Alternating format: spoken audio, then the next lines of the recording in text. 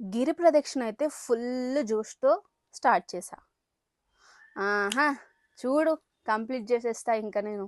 నన్నెవరు ఆపలేరు అన్న ఫీలింగ్‌తో స్టార్ట్ చేశా. అంటే మనల్ని మనం మోటివేట్ చేసుకోవాలి కదా! అందుకని. కానీ నాకప్పుడే అర్థమైంది. అరుణాచలం రావడం ఎంత కష్టమో, అరుణాచలం వచ్చి గిరి ప్రదక్షిణ అది పౌర్ణమి టైంలో కంప్లీట్ చేయడం అంతకన్నా ఎక్కువ కష్టం. అంటే నేనిదొకటి ఇన్నా. అరుణాచలంలో ఒక గిరి ప్రదక్షిణ చేస్తే 7 జన్మల పాపాలు తొలగిపోతాయంట.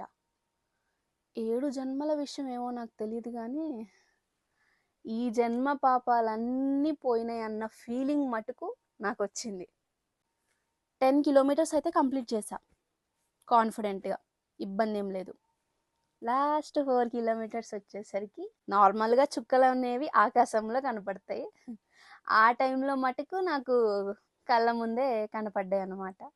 మొత్తం గిరి ప్రదక్షిణలో నాకు నాలో బాగా నచ్చిన క్వాలిటీ ఏంటి అంటే, స్టార్ట్ చేసిన దగ్గర నుండి ఓం నమః శివాయ అనే మంత్రం ఆపకుండా జపిస్తూనే ఉన్నా. అంటే ఆపకుండా అంటే లైక్ వాటర్ తాగేటప్పుడు ఆ విషయాల్లో కాకుండా, ఎవరితో మాట్లాడకుండా మిగతా టైం అంతా ఓం నమః శివాయ అన్న మంత్రం జపిస్తూనే ఉన్నా. అది నాకు చాలా బాగా ఒక పాజిటివ్ వైబ్రేషన్ ఇచ్చింది ఆ మంత్రం ఒకటి. మీరు నమ్మరు చెప్తే, నేనైతే ఇంకా శివయ్యతోనే డైరెక్ట్‌గా మాట్లాడుతున్నట్టు ఫీల్ అయ్యా. అయ్యా! నా వల్ల కాదు. నేను ఇంకొక్క అడుగు కూడా వేయలేకపోతున్నాను. నాతో అయ్యే పని కాదు. నీ మీదే భారమయ్యా. నువ్వే చూసుకోవాలి.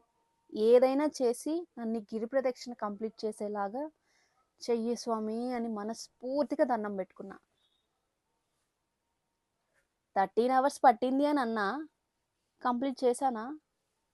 మధ్యలో వదిలేసి వెళ్ళిపోయానా? తెలుసుకోవాలి కదా! ఇంత తెలుసుకున్నారు. అది తెలుసుకోకపోతే ఎలాగా? మరెందుకు లేట్? Watch episode 5.